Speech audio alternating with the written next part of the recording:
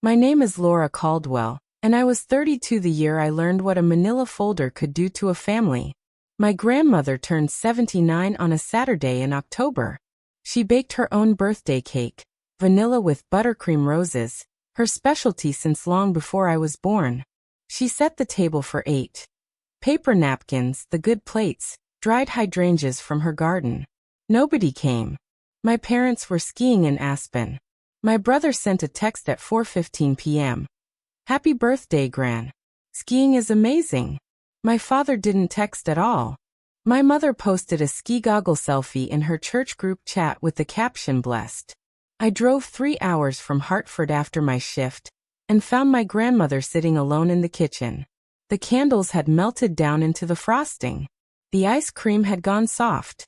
She looked at me like she wasn't quite sure I was real. I cut her a slice. I sang to her. The next day, while I was helping her clean the house, 2 strangers knocked on the door. They handed me a sealed manila folder, thick, heavy, signed in my grandmother's own handwriting. What happened after that ended my family as I knew it. Welcome back to Calm Drama Stories, where ordinary people draw quiet boundaries that change everything. And dignity always gets the last word. If stories about standing up for someone who can't stand up for themselves hit close to home, leave a comment and subscribe. That evening is pressed into me like a thumbprint in wet clay. I left Hartford at 5, still in my work flats, with a gas station bouquet on the passenger seat. 3 hours on I-95, then the back roads through Briarwood, where the oaks arch over the pavement like the ceiling of a cathedral. I pulled into her gravel driveway at 8:12. The porch light was on. Every other window was dark. Inside, the kitchen table told the whole story. 8 place settings. A centerpiece of dried hydrangeas she'd arranged that morning. The cake in the middle, vanilla buttercream roses, 79 written in pink gel. The candles had burned down to waxy stubs embedded in the frosting. A gallon of Neapolitan had sweated through its carton and soaked the tablecloth. She was sitting at the head of the table in her lavender cardigan, hands folded around a glass of water. Nora. She smiled, then frowned. Is it Tuesday? It's Saturday, Gran. Your birthday. Oh. She touched the cake. I thought I was making this for the church bake sale. I put the flowers in a mason jar and fixed her a plate. We ate cake with our hands because neither of us felt like washing forks. I sang happy birthday twice, because halfway through the first time she asked me to start over. At 10, I carried her to bed. She weighed almost nothing. Her wrist was as narrow as a paper towel roll. As I pulled the quilt up to her chin, she grabbed my hand. Her eyes went sharp, focused, like a radio finally catching a signal through static. They think I don't notice, she whispered. I waited for more, but she was already asleep. I should explain who I am in this family. The Caldwells of Briarwood are a particular kind of Connecticut comfortable. My father, Gregory, managed regional accounts for an insurance brokerage until he reached the point where he could golf 3 times a week and call it consulting. My mother, Diane, organized charity galas and sat on the library board. My brother Aaron ran a small development company, Aaron Caldwell Properties, and drove a German sedan that cost more than my yearly salary. Then there was me, the paralegal. I worked at a 4-person elder law firm in Hartford. Wills, trusts, guardianships, end-of-life directives. I made $47,000 a year and studied for the bar at night. My family called me the paperwork one. At holiday dinners, Diane would tilt her head and say, Nora is still doing her little legal assistant thing. Like I was selling friendship bracelets at a farmer's market. I didn't argue. I read fine print. But this house was mine in every way that mattered, and no way that counted. I took my first steps on that kitchen linoleum. Lorraine taught me how to read a lease on the back porch when I was 19. Her reading glasses perched low on her nose, a red pen between her teeth. She co-signed my first apartment because my parents wouldn't. I slept in the guest room that night and lay awake tracing the same ceiling crack I'd traced since I was 6. Around midnight, I got up for water.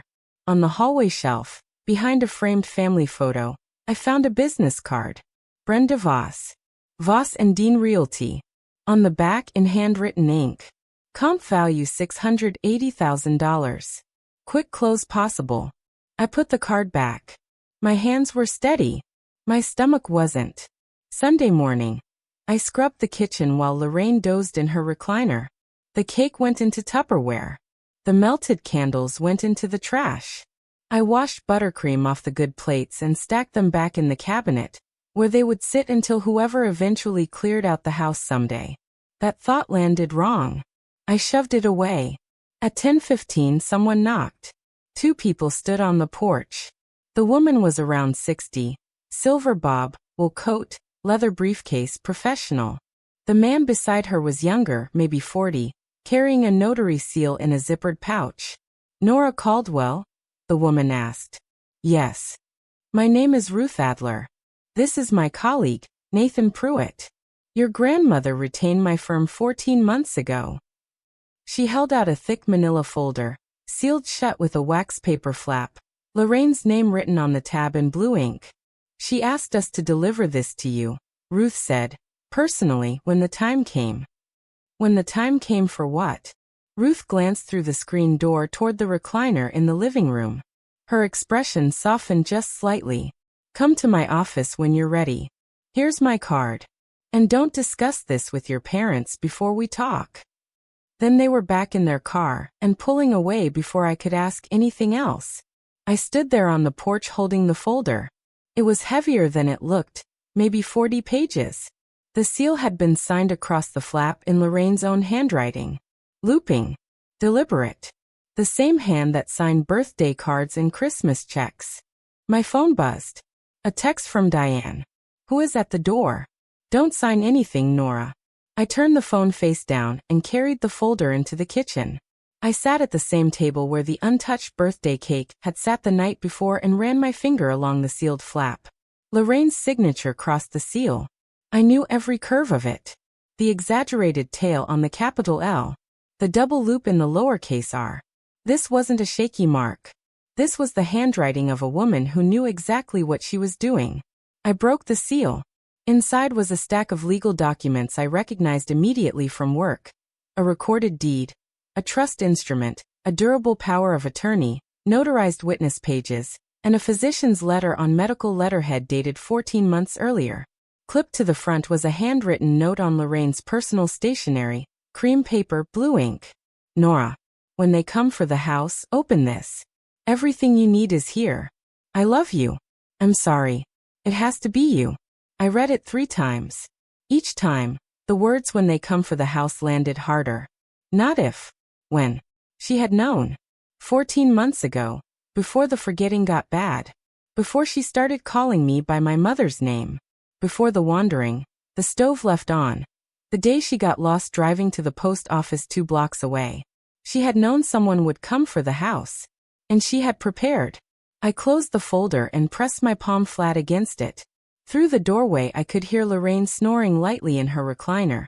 A crossword puzzle slipping off her lap. She had hired a lawyer. She had signed documents. She had left me instructions. That note didn't let me sleep that night.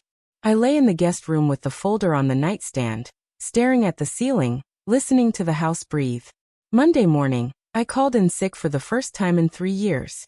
Something in me said to stay. I found it while taking out the recycling. A lockbox. A realtor's combination lockbox, clamped to the gas meter behind the hydrangea bushes, tucked just out of sight from the front walk. I knew exactly what it was. Someone had been showing the house. I went back inside and opened Lorraine's pile of mail. 3 weeks of unsorted envelopes sat on the hallway table, buried between a phone bill and a coupon flyer. In it, I found a listing sheet, off-market, printed on Voss and Dean letterhead. The same Brenda Voss from the card behind the photo frame. 4 bedrooms. 2.5 baths. Original hardwood. Quarter-acre lot. Listed at $680,000. That was $50,000 below the latest comparable sale in the neighborhood. In the kitchen junk drawer, I found the worst of it. A purchase agreement, unsigned, but completed. Buyer, Stonewall Capital Group LLC. Cash offer. 30-day close. The seller's line was blank, but someone had penciled an L. Caldwell underneath it in block letters, like a rehearsal. The listing agent was Brenda Voss. The seller's representative listed on the agreement was Aaron Caldwell, my brother. I sat on the kitchen floor and spread the papers around me like a mosaic. The lockbox, the listing sheet, the purchase agreement, Brenda's card, a sticky note in Diane's handwriting. Closing target, November 15th. That was 3 weeks away. I took the folder from the nightstand and opened the trust instrument. This time I read every word. I called my mother at 6 that evening. Oh, Nora. Diane's voice had that polished warmth she used on church volunteers and restaurant hostesses. How's Gran doing? We had the most wonderful time in Aspen. The snow was just divine. There's a lockbox on her gas meter. Silence. 2 seconds. 3. Sweetheart, that's being handled. Dad and Aaron have been working with a lovely agent to find a suitable transition plan for your grandmother. You know she can't keep up this big house on her own. There's a purchase agreement in her kitchen drawer. Nora.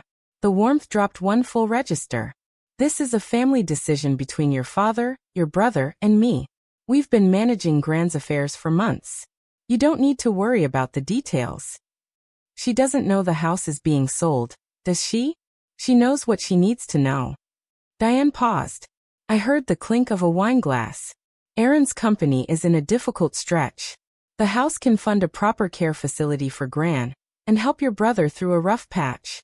It's the responsible thing. It's her house, Mom. Nora. Her voice dropped all the way to the basement now, cold final. Your grandmother has dementia. She leaves the stove on. She got lost driving to the post office. She is not the person who should be making decisions about a $680,000 asset. Then she said it. She won't remember the house by Christmas. The line hummed between us. Then it's a good thing I remember, I said. And I hung up. The next morning, I drove to Ruth Adler's office in Hartford. It was on the 2nd floor of a converted brownstone on Asylum Avenue. The waiting room had faded oriental rugs, framed diplomas from Yukon Law, and a small brass sign that read, Adler and Associates, Elder Law and Estate Planning. I had called at 7:30 that morning. Her receptionist put me through in under a minute, which, if you know anything about law offices, tells you they were expecting the call. Miss Caldwell, Ruth said, in the same measured calm she'd had on the porch. I'm glad you reached out. Can you come in today? I drove the 3 hours again. Ruth met me in a conference room with a pot of Earl Grey and a box of tissues set precisely between us on the table, without comment. Your grandmother came to me 14 months ago, she began. Early August of last year. She had an episode, got disoriented while driving, ended up 2 towns over, couldn't remember how to get home. A neighbor brought her back. She called me the next morning. She already knew you? She knew my firm. A friend of hers, Dorothy, used us for a trust. Ruth paused. Your grandmother came in alone. She was sharp, focused and scared. Of what? Of exactly what's happening now. Ruth folded her hands. She told me, my son will do whatever Diane tells him, and Diane will sell the house the minute I can't stop her. She wanted to stop it before she couldn't. I put my tea down. She chose you, Miss Caldwell, Ruth said. Specifically, she said you were the only one who would fight for the house, because you were the only one who understood what it meant. Then Ruth opened her copy of the folder and walked me through it piece by piece. 14 months earlier, Lorraine had come into that office wearing pressed slacks and pearl earrings, carrying her own folder. The deed to the house, tax records, her old will from 1998, and a list of questions she had handwritten on yellow legal pad paper in blue looping ink. She was methodical, Ruth said. She told me she had noticed the forgetting, names first, then appointments, then the route to the post office. Her doctor had used the phrase early stage. She said she had maybe a year, maybe 2 before the window closed. The window for what? For making legally binding decisions while she still had capacity. Ruth turned a page. She wanted 2 things. First, to protect the house. Second, to choose who would protect her when she no longer could. And she didn't choose my father. Ruth looked at me over her glasses. No, she did not. The weight of that settled in my chest like a stone dropped into still water. Gregory was Lorraine's only child. She had put him through college, bought him his first suit, danced at his wedding. And when the time came to hand someone the keys to her life, she drove straight past him and chose me. Because she knew. She knew Gregory would defer to Diane. She knew Diane would calculate. She knew Aaron would need. Your grandmother executed these documents on August 9th of last year, Ruth continued. Full capacity. Dr. Mercer, her neurologist, provided a written evaluation that same day confirming she understood the nature and consequences of what she was signing. She tapped the physician's letter. This is your foundation. The legal structure was clean. A revocable living trust. Lorraine transferred the house into the Lorraine E. Caldwell Revocable Living Trust dated August 9th. She remained trustee while competent.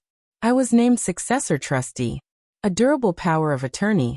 Lorraine named me her agent for financial and healthcare decisions. Because it was durable, it would survive her incapacity. And the physician's letter. Dr. Mercer had documented that Lorraine demonstrated full testamentary capacity. She understood what a trust was. She understood what a power of attorney did. She understood she was placing her home beyond the reach of anyone except the granddaughter she trusted. So the house isn't hers anymore? I asked.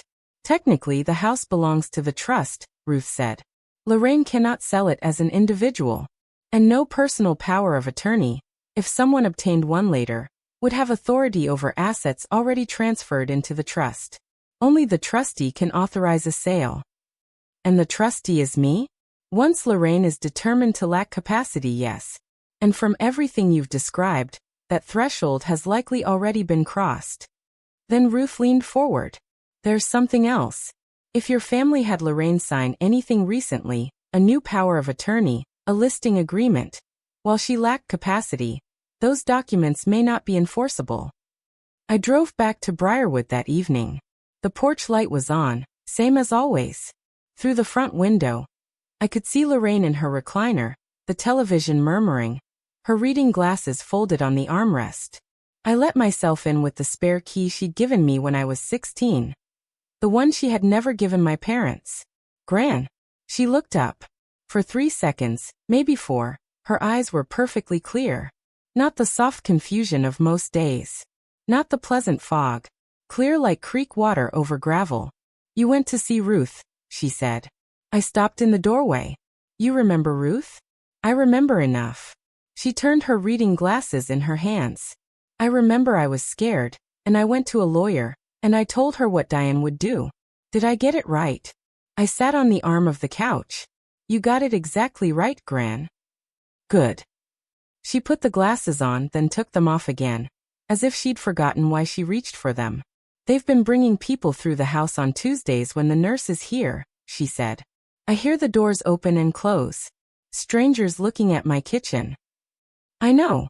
Your father won't look at me when he visits. He talks to the walls. She pressed her lips together. Aaron brought papers.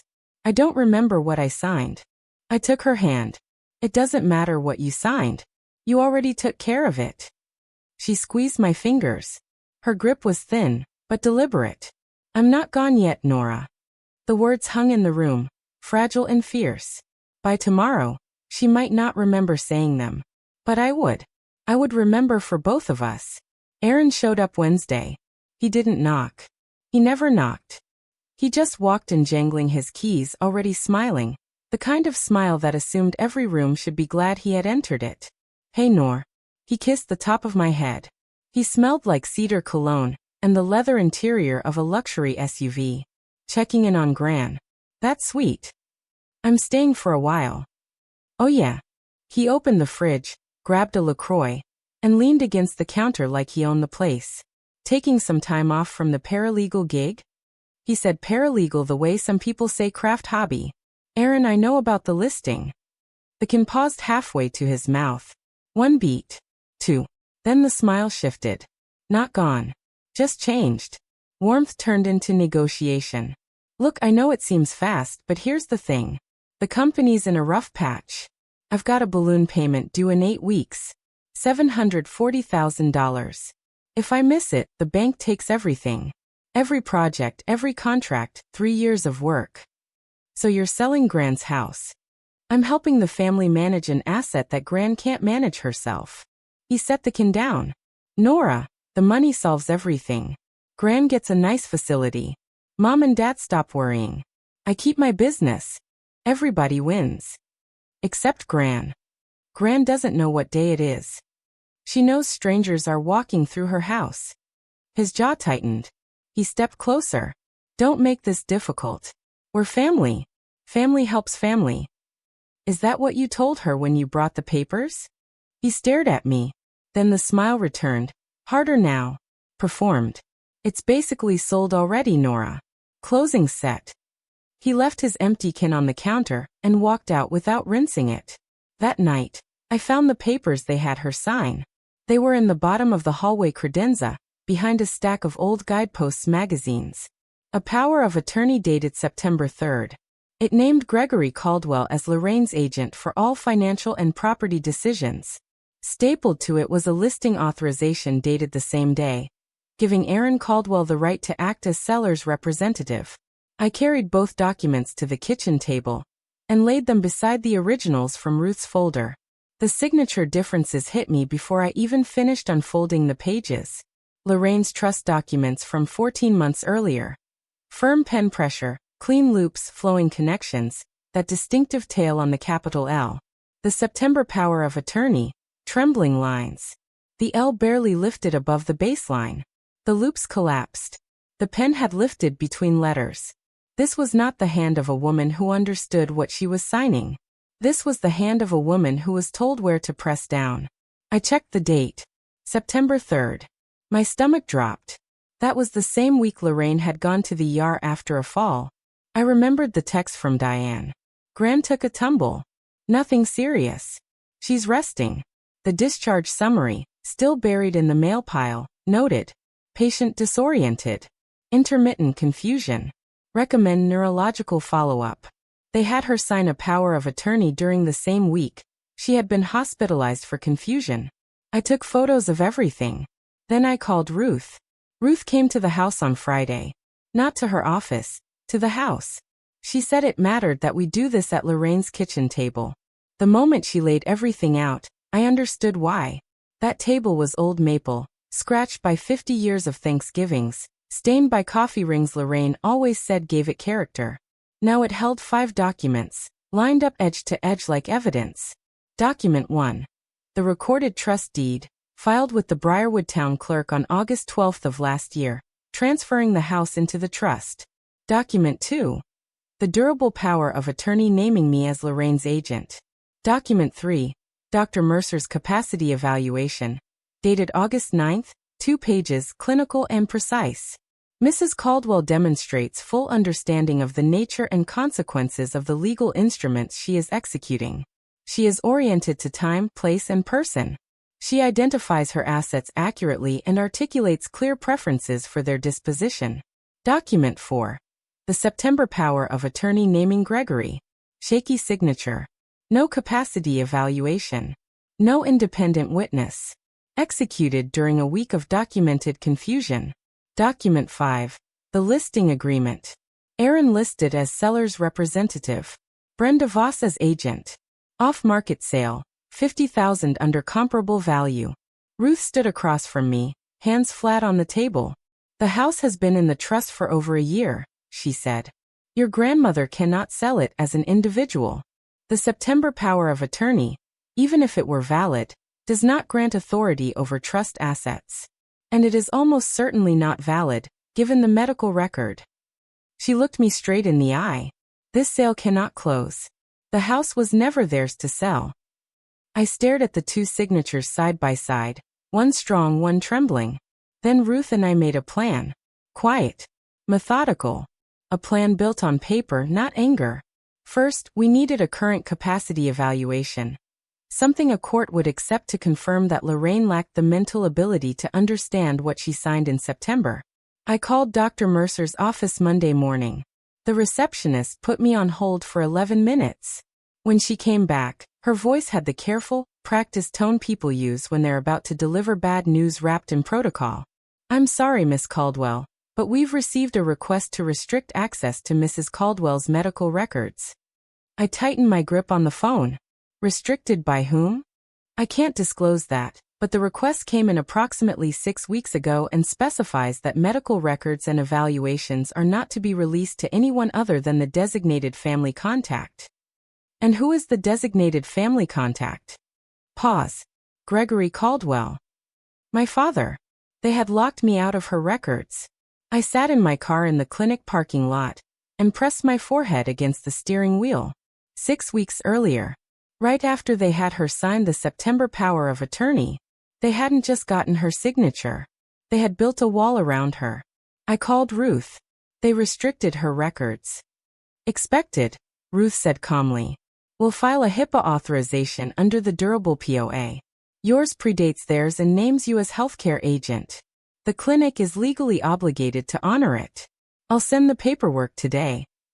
2 days later, I had the records.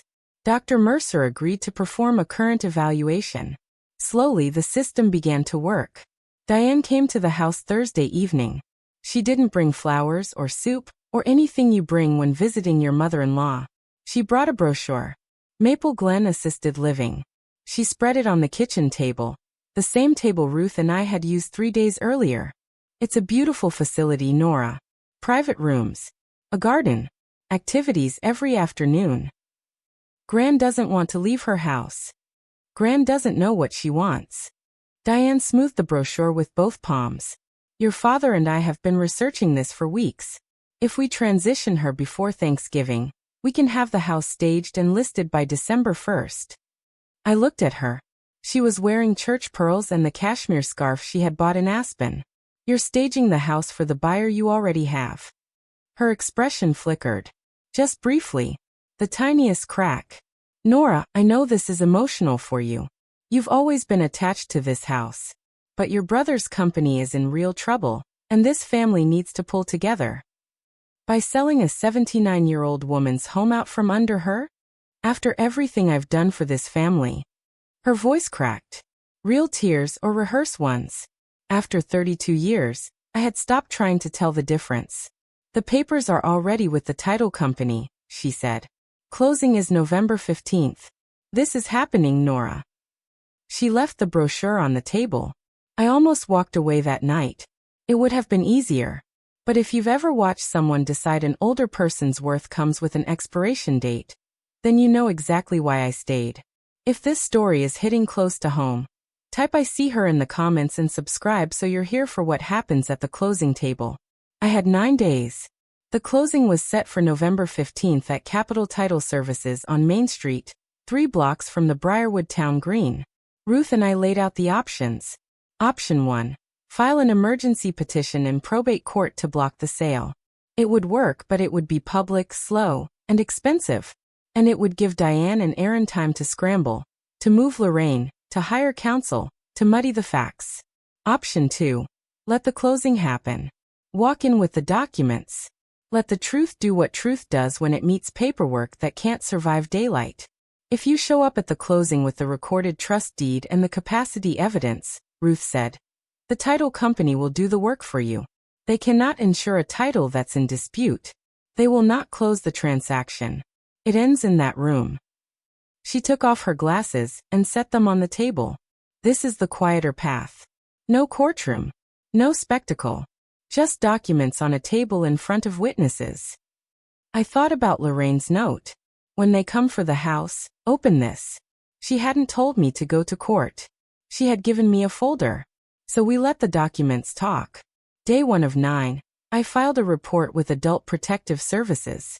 I sat in my car outside the Briarwood Municipal Building and called the State Elder Abuse Hotline. The intake worker was patient, precise, and completely unsurprised by anything I described. Different names, same architecture. I gave her the facts. A 79-year-old woman with dementia. A power of attorney signed during a week of hospitalization. An off-market home sale below value. A son positioned to profit. A daughter-in-law directing the process. We'll assign an investigator, she said. You'll receive a case number within 72 hours. Can it be expedited? The closing is in 9 days. I'll flag it as time sensitive. When I got back to the house, I found a voicemail from Ruth. Nora, something interesting came up. APS told me informally that yours isn't the first report they've received on this situation. An anonymous complaint was filed about 6 weeks ago. Someone else had seen what was happening. Someone who hadn't left a name, but had cared enough to call. APS wouldn't be starting from zero. Day 4, my father came alone. He pulled into the driveway in his old Buick. Not the car he drove to church or the club, but the one he used for errands.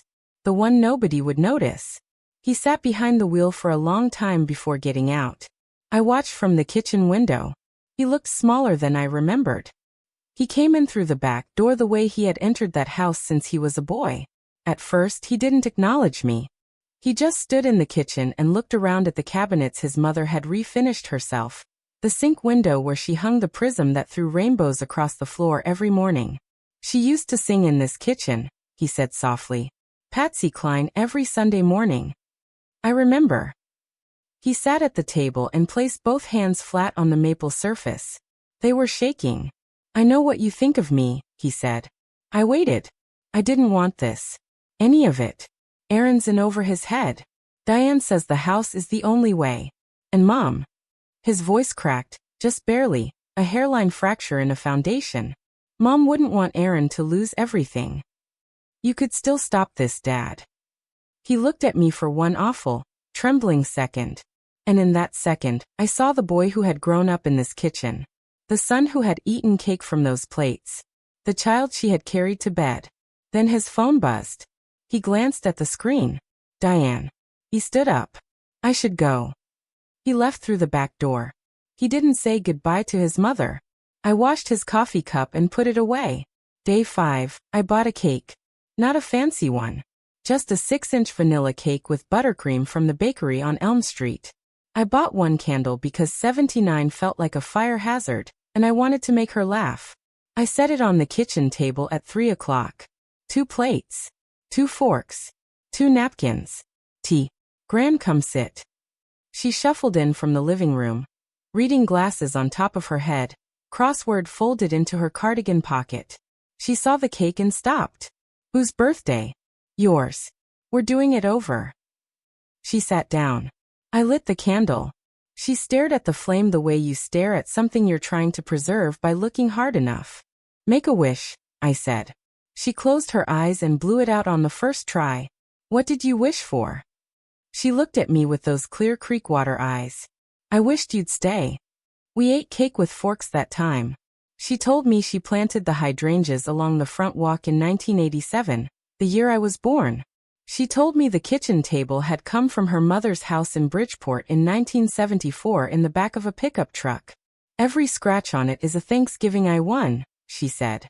Then she put down her fork and leaned toward me. Don't let them take the table. Quiet. Fierce. I won't, Gran. The table stays. I wrapped the leftover cake in foil and wrote on it with a Sharpie. Gran's birthday round 2. 4 days until closing. Day 6, the phone calls started. Aunt Caroline called first.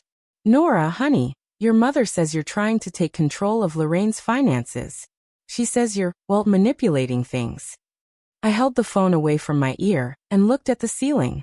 Aunt Caroline, did Diane mention that she and Aaron are trying to sell Gran's house while she has dementia? Silence. She said it was a family decision. It's a decision Gran didn't make. Then came Diane's friend from parish council. Then Aaron's business partner. Then a woman from the garden club who had known Lorraine for 40 years. Each call carried the same script. Nora is overstepping. Nora is emotional. Nora doesn't understand the family's financial situation. Diane had done what Diane did best. She had gotten to the narrative first. I didn't fight back. I didn't post online. I didn't plead my case. Ruth had told me. The documents speak. You don't have to. But that night, around 9, my phone rang again. Aunt June. Lorraine's younger sister. 81. Still in Bridgeport. Still sharp. Nora, she said in her dry, clear voice. I don't believe a word Diane is saying, and I want you to know why. Why? Because your grandmother called me last August. She said she'd gone to see a lawyer. She said she was putting the house in order while she still could. She said, If anything happens, back Nora up. I gripped the phone tighter. I'm backing you up, Aunt June said. Whatever you need. 3 days until closing. Day 7, Ruth and I confirmed the details. Capital Title Services. November 15th. 2 p.m. Conference Room B. The escrow officer was Linda Yates, 22 years in the business, thorough by the book. The buyer was Stonewall Capital Group, represented by Daniel Fessy. Brenda Voss would attend as listing agent. Diane and Aaron would be there as sellers' representatives. Gregory would come because Diane told him to. Then Ruth learned something that made her pause. Linda Yates had already flagged the file. During the preliminary title search, she noticed the house was held in a trust. She contacted Brenda Voss for clarification. Brenda had sent over a signed affidavit claiming the trust had been dissolved and the property reconveyed to Lorraine individually. But no recorded reconveyance deed existed. The closing had only been scheduled provisionally, pending final title clearance. The deal was already standing on cracked ice. Brenda had lied. The trust had never been dissolved. The deed was public record. All it needed was for someone to walk in and place the original on the table. Here's the thing people underestimate about paperwork. It doesn't raise its voice. And it doesn't forget. If you've ever been the quiet one nobody took seriously, this next part is for you. Subscribe and stay with me to the closing table. 2 days left. Day 8, everything was ready. Ruth would attend the closing as Lorraine's attorney of record for the trust. She would bring certified copies of the recorded trust deed, the durable power of attorney, and Dr. Mercer's original and current evaluations. Nathan Pruitt would come as notary witness. APS had assigned an investigator named Sandra Weeks. She wouldn't be in the room, but the case was active, and whatever happened at closing would become part of her file. I spent the afternoon at the kitchen table reviewing everything one more time. Trust deed. Capacity letter. September POA with the shaking signature. Listing agreement. Purchase contract. Hospital discharge summary. Every date, every signature, every note pointed in the same direction. I practiced what I would say. Short sentences, no accusations, no emotion, just facts in a normal voice. Ruth had coached me well. You're not there to argue. You're not there to convince anyone. You're there to present documents that speak for themselves. Let the title officer do the rest. I wasn't the daughter they ignored anymore. I wasn't the paperwork one. I was the successor trustee of the Lorraine E. Caldwell Revocable Living Trust. And I had every legal right to sit at that table. That night, I ironed a blouse and set out my work flats. The same flats I had worn the night I drove 3 hours to sing happy birthday to a woman sitting alone in her kitchen. Tomorrow, they were going to sit down to sell a house that wasn't theirs. And I was going to be there when they found out. The night before closing, I sat with Lorraine in the living room. She was having a good hour. Not a good day. Those were rare now. But a good hour. She was working on a crossword puzzle with her reading glasses balanced at the end of her nose, filling in the squares with a ballpoint pen. No pencil. She said pencils were for people who didn't trust themselves. Grand, tomorrow's going to be a big day. She didn't look up. 7 across. Legal instrument of protection. 5 letters. I smiled. Trust. She wrote it in. Smarty pants. I watched her hand move across the page. Slow, but intentional. Not the confident looping hand from 14 months earlier. Not the collapsed September signature either. Somewhere in between. A woman at the edge of a window, still reaching for the glass. Then she looked at me. You're staying. I'm staying. She reached into her cardigan pocket and took out her glasses case. The same leather one with the brass clasp she had carried since I was little. Inside was a folded piece of paper. She handed it to me. The note was in her handwriting. Shaky but legible. Recent. For Nora, keeper of the table. Below it, her signature. Not strong. Not broken. Trembling but intentional. A woman who knew she was fading and still wanted to leave one more mark. I'm not gone yet, she said. I folded the note into my wallet. In the morning, the folder, the note, and I would go to closing together. Capital Title Services occupied a 1-story brick building on Main Street with tinted windows and a brass handle polished to a mirror shine. I parked across the street at 1:45. Ruth pulled in beside me at 1:50. Nathan was already inside. We walked in together. Ruth carried her briefcase. I carried the manila folder. Conference room B was small. 10 chairs around an oval table. A pitcher of water. A printer humming in the corner. Linda Yates, the escrow officer, was arranging documents into tidy stacks at the head of the table. She looked up when we entered, glanced at Ruth, and paused for half a second. "Ms. Adler, I didn't see your firm listed on this transaction." "I represent the Lorraine E. Caldwell Revocable Living Trust," Ruth said. "We have documents relevant to this closing." Linda's pen stopped moving. Before she could answer, the door opened again. Diane entered first in a cashmere blazer and church pearls, smiling like a hostess arriving at her own event. Aaron followed in a tailored sport coat with a leather portfolio under his arm. Gregory came behind them, gray-faced, staring at the floor. Then Brenda Voss, the realtor, blonde highlights, kitten heels, closing papers in hand like a winning hand of cards.